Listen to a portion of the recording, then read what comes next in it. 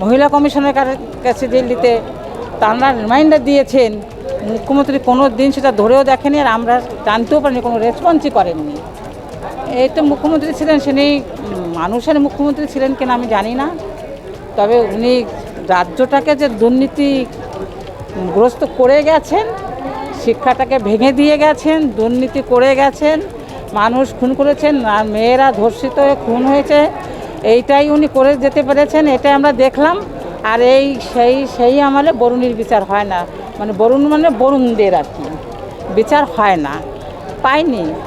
কোনো একটা ঘটনায় যে মানে প্যাথেটিক খুব নির্মম ঘটনাগুলো, সেই ঘটনায় একটা ঘটনা উনি বিচার ব্যবস্থা করতে পারেননি, সেটা মানুষ দেখেছে, বাংলার জনগণ দেখেছে যে বিচার ব্যবস্থার কী হাল, অথচ উন্নয়ন করে গেছেন, আর উন্নয়নের রেশ এখন সাধারণ মানুষ টানছে। আর এখন পশ্চিমবাংলাবাসী না, এখন যে সরকার নতুন এসছেন তাঁরাও ক্রিয়াকর্ম আমরা ধরা পড়ছে, আমরা দেখতে পাচ্ছি যে কীভাবে উন্নয়নটা আমাদের রাজ্য হয়েছে, আমরা হাড়ে হাড়ে বুঝতে পারছি।